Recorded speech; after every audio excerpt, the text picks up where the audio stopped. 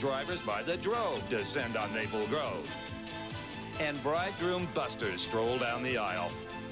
From Smith Performance Specialties in Cayuga, Ontario, Canada, these stories and more on this edition of NHRA Today.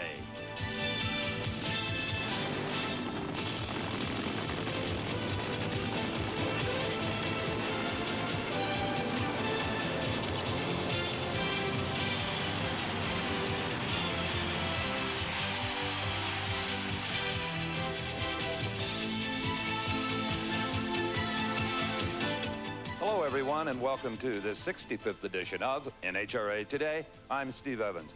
In the last year, our travels have taken us to some of the top chassis manufacturers in the sport of drag racing. We've seen Al Swindle's shop, the breeding ground for top fuel thoroughbreds. Murph McKinney has shown us how computer design improves the performance of those plastic, fantastic funny cars. And Don Ness has shown us how a maze of tubing forms the skeleton of those storming pro stock machines. But in each of those cases, the chassis were purpose-built for racing, taking a car meant for cruising the boulevards and interstates and converting it into a demon of the quarter mile is a different proposition.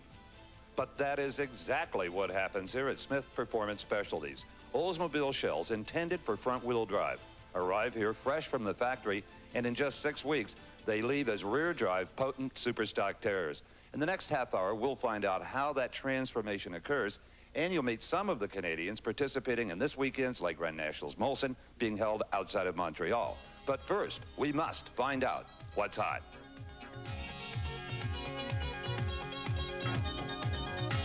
During the last few weeks, Kenny Bernstein has been experimenting with a ground effects package similar to the one used earlier this season by Joe Amato.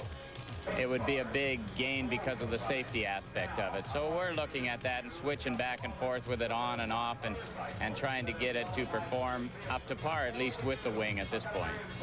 The Budweiser team continued to test the package after the Spring Nationals, and it may be on the car this weekend in Montreal. Another new site in Top Fuel is in the Coletta pits, where Maynard Yanks, former crew chief for 1989 Winston 20-car champion Bruce Larson, has signed on. Connie and Scott never had a crew chief before, and when I talked to Connie last week, he said Scott's becoming more involved with the business. We talked to each other about me just running the whole racing program. Morris Johnson Jr., a familiar figure in Pro Stock and winner of the 1988 Grand Nationals, has returned to the Pro Stock wars, working with Frank Iaconio. At Atlanta, I was walking through the pits, and Frankie flagged me down, and he said, help. So kind of as an interested spectator, I helped him, got him in the race, you know, down there. So we got to talking about it, and I thought it'd be interesting, so we're going to give it a whirl for a while. And that's what's hot. One of the unique features of that aerodynamic package on Kenny Bernstein's dragster is that the reduced size of the rear wing may help Dale Armstrong and the boys solve a problem they've had with the full-size wing. Here with all the details in this week's Tech Check is Don Garlitz.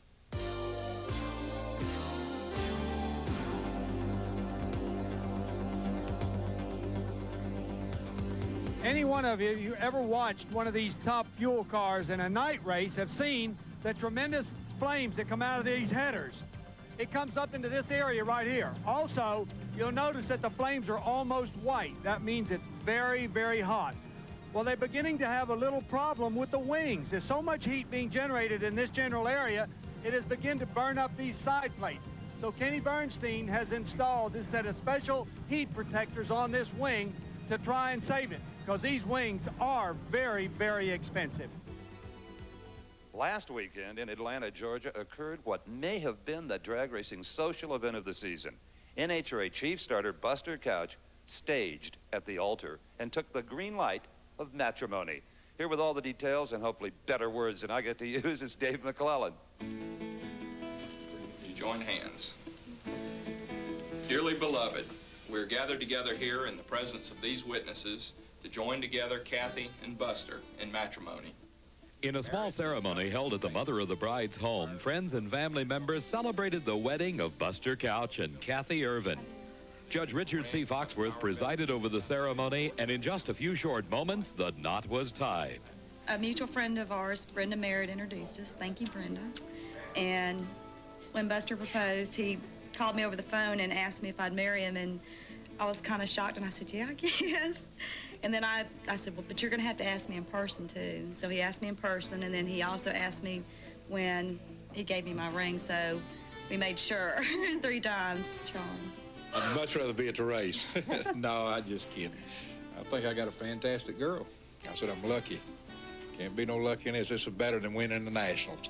We are so happy that she finally found somebody that she loves and he loves, and I hope they'll be happy each other for the rest of life. With the nuptials completed, the newlyweds departed to spend their honeymoon. Where else? At the Le Grandnational in Montreal. We offer our congratulations to the Couches and look forward to seeing them in Montreal.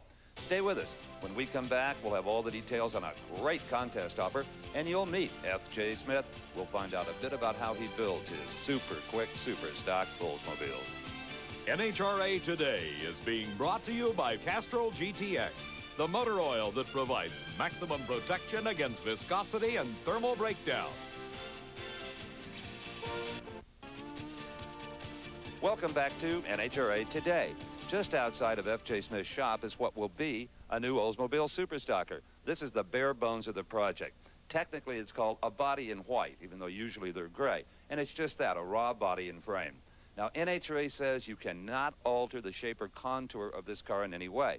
And it might surprise you to know there are also some restrictive rules regarding the outrageous funny car bodies. Well, last week we had the unique opportunity to accompany Ed the Ace McCullough and his Canadian crew chief, Bernie Federley, as they tweaked their Oldsmobile body in General Motors' wind tunnel. When the McCullough crew arrived at the Aerodynamics lab in Warren, Michigan, their first task was to set up the car in racing trim. One critical concern was in simulating the Oldsmobile's ride height, taking into account tire growth of the slicks. Once this was accomplished, some very high-tech measurements were taken. We have a laser tracking machine which essentially tracks around the outer edge of the whole vehicle from one side of the tire all the way around the top, clear around to the other side of the tire. Then, of course, the computer goes and looks at that whole scan and determines the frontal area in square feet or square meters, however you want to measure it. After the frontal area was determined, the car was taken upstairs into the world's largest wind tunnel devoted to automobile research. After securing the car to the test platform, a series of runs were held to establish a performance baseline. And for a veteran driver like the Ace, the session was quite a change from the past. Back in the old days, it was all trial and error. You know, you go out there, and if something didn't work, you tried something else.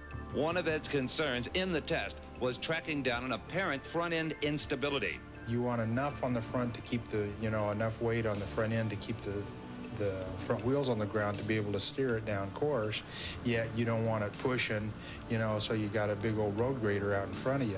Much of the tunnel time was a series of tests, followed by debriefings, which led to modifications on a spare body of the various aerodynamic devices. We feel if we get the body in a particular direction, sometimes the addition of little pieces or, a deletion of them, sometimes it has an influence. And so, but we kind of find those tweaks in the tunnel. It's real hard to find them on the racetrack. While cutting and trimming and testing may seem a sedate approach to speed, dramatic performance gains are reached during this tightrope balancing act between the forces of downforce and drag. You try to get more downforce on a race car, it's going to cost you more drag. So you have to balance the two. After a series of modifications, the airflow over the Cutlass was checked using dry ice vapor, and the day's effort yielded some important results. We found a few little things that were increasing drag without giving us much in the way of downforce, so we're working on right now on deleting them, and there's some positive stuff coming out of this. We're encouraged so far. I wish you could have seen cameraman Matt Eilis's hair inside the wind tunnel. Looked just like Dagwood. Right now, we would like for you to meet the father of this new generation of superstock automobile, F.J. Smith. And F.J., your brainchild turns 5 this season. Yes, that's correct, Steve. In 1986, I approached NHRA with the idea of converting a front-wheel drive car to rear-wheel drive and formulated a set of do's and don'ts rules. And with some help from Oldsmobile, the first car came about. Basically, the idea was to keep as much of the original car intact, the floor pan, firewall, the wheelbase, and put the motor in the north-south application instead of crosswise, and build a superstock car. It put a contemporary face on the entire class. Good wheel standing action. That's correct, and it kept the Detroit manufacturer's interest in NHRA drag racing. Great job, FJ. Right now, get a pencil and paper, everybody. Here's all the details on that exciting new contest from Diamond P Sports. How would you like to see all the excitement of the 1991 U.S. Nationals from an insider's perspective? Have you ever wanted to experience the luxury of the Top Eliminator Club? Well, all this and more can be yours courtesy of Diamond P Sports. Just send a stamped self-addressed envelope to the address on your screen for an official entry form. The winner will receive airfare for 2, hotel accommodations, use of a rental car, plus 2 Top Eliminator Club passes. This offer expires July 30th, so send for your entry form today.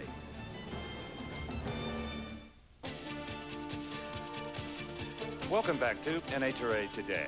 You know, the motto on the license plates here in the Canadian province of Ontario says, yours to discover. You're about to discover that under the velour interior of these new Superstock cars beats a true racing chassis.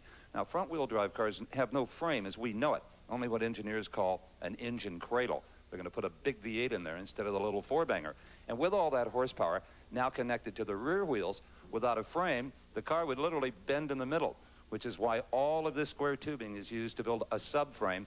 Also, that's a platform for the all-important and very intricate roll cage systems. These are very safe 150-mile-an-hour automobiles. And they're not the only fast things that hail from Canada. In fact, the birthplace of a 2-time Winston champion is just a few miles away. Frank Hawley. Frank Hawley could be considered one of the busiest guys in drag racing. Recently, he wrote a book, and he has even hosted several Parts Plus Super Chevy shows for the Nashville Network. But when his racing career first started, I bet even Frank never dreamed he'd reach this level of success. The first drag race car we ever had, we didn't really start at the bottom. We kind of started at the top, but it wasn't a very high-quality car. It was actually an old Top Fuel dragster, a Don Garlett's car, actually. And we didn't know anything about it, and we had some local people help us out. We didn't even know how to start the thing. And so we got some instruction, and we went to the School of Hard Knocks for a while, and we broke a lot of stuff and spent most of my parents' money, and it was a little bit tough. And then we actually dropped back a little bit in categories and started racing alcohol funny cars. Hawley campaigned alcohol funny cars for several years, and it was while in that class that Frank caught the attention of Austin Coyle. They were at kind of a low point in their careers, and they couldn't afford a good driver, so that's why they were going to give me the opportunity. He was looking for a job driving a fuel car, and we were looking for someone who'd drive really cheap. And in fact, he didn't hire me for the whole year. He said, we're going to let you drive at one race and see how well you do. And if you do okay the first week, you can drive the second week, and we'll just keep going like that, and I'll fire you as soon as you don't do a good job. So I stayed there for 5 years, so I guess he was satisfied. Satisfied? The Chi-Town Hustler not only won the first ever Big Bud Shootout at Indy, but with Coyle at the wrenches and Hawley at the wheel, the team took 2 Winston championships in 1982 and 1983. But as they say, all good things must come to an end, and Austin went to work for John Force, and Frank and his wife Lana started developing plans for a drag racing school. We had put some things into motion and had already selected a site and started to get some financing together for the school program. So by the time the Chi-Town car quit operating, we were pretty much ready to start the driving school, and so it just it came at the right time, really. We've worked almost side by side since the school opened, and since Christopher came along, I've gone to part-time work at the school right now. But it's all working out. Hopefully we can travel with Frank a little bit more this year, and we can go to some races. If someone was to ask me what's the most important thing in my life, I'd have to say it's my family. And that supersedes everything else I do. It's unbelievable how much time it takes to take good care of a baby. And along with his responsibilities at home and at the school in Gainesville, Frank decided to take on another challenge, that of driving the Coors Light Special for the injured Darrell Gwynn. I realized that this is a special group of people. This was unlike any other crew in the sport. Everyone on Darrell's team was a personal friend of Darrell's, and none of them had ever worked for anyone else other than Darrell. And when you think about that for a moment, that it truly was a family. Despite Frank's successes in drag racing, last month's respite found Frank making his stock car debut in the American-Canadian Tour's Budweiser 200 in Ontario, Canada. I like to be an ambassador for drag racing and to share our sport with a lot of people. But I'm also a car race fan. I mean, I like stock car racing and Indy car racing and road racing. I would like to be about 4 or 5 different people because there's so many things I've gotten to do in the sport, and I enjoy each one of them. The NHRA Winston Tour is making its 21st visit north of the border this weekend with the running of Le Grandnational Molson. And over the past 2 decades, there have been some memorable moments. Certainly, the latest Canadian classic happened just 1 year ago, when Don Prudhomme experienced every top fueler's worst nightmare, a blowover.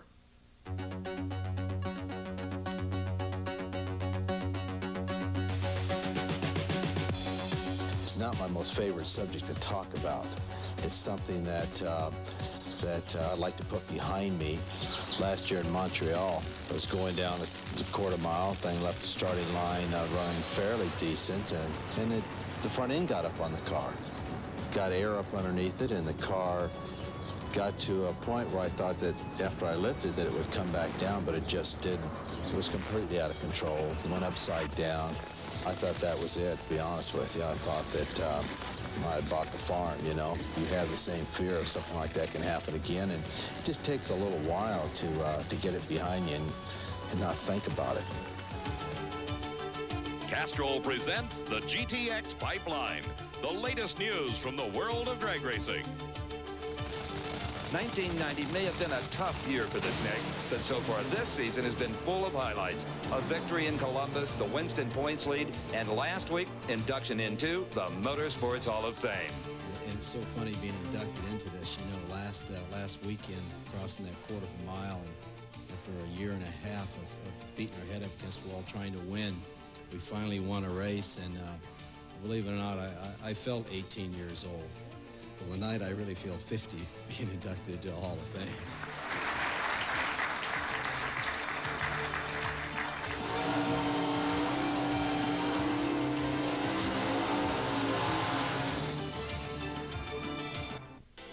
Welcome back to NHRA Today. One of the biggest challenges that faced F.J. Smith in developing this new style of superstock was what to do with the front suspension. Rules required utilizing the stock shock tower and also the stock lower control arm. Well, what about the middle? He had to get together with suspension experts and design a brand new McPherson strut that would have 6 inches of travel to allow for those weight transferring wheel stands and also support 3,000 pounds.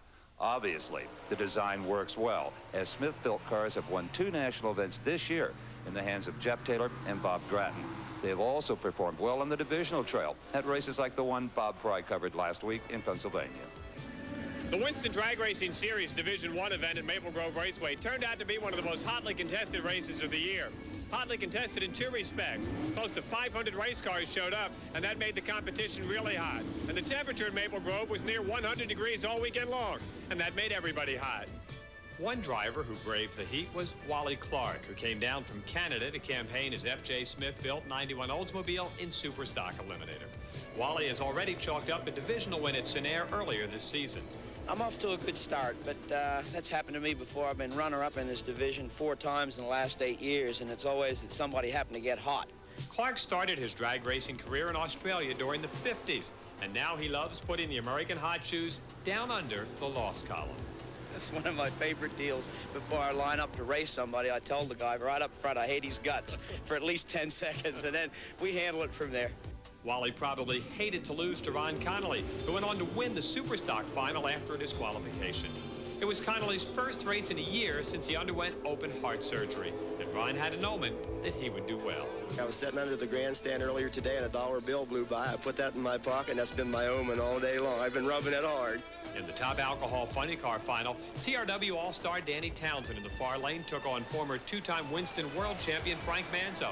And it was Manzo picking up his first win in 2 years. this race was the last points race I ever won, so it feels pretty good to come back here. Maybe we can get on a roll. We have a couple national events coming up, and we'd like to, get in the final and win if we could. The Super Street final saw the Camaro of Dave Inama in the near lane pitted against the Chevy 2 of Keith Morcell. In only his 5th race in Super Street, Inama outlasted Morcell to notch his 2nd win of the season and catapult him as a contender for the division title. I think John Assa deserves it. He's been in this game a long time, and he's the owner of this car, and I'm just driving for him this year, and I'd like nothing better than to give him a division championship this year. Now here are the rest of the winners from Division 1. Sorry, but that's all the time we have for this week's show. We will return, though, in just 7 days with results from Le Grandnational Molson here on TNN. For all of us here at NHRA Today, I'm Steve Evans. NHRA Today has been brought to you by Castrol GTX, engineered for today's smaller cars. Promotional consideration provided for and a fee paid by the special... NHRA Today is a presentation of Diamond P Sports.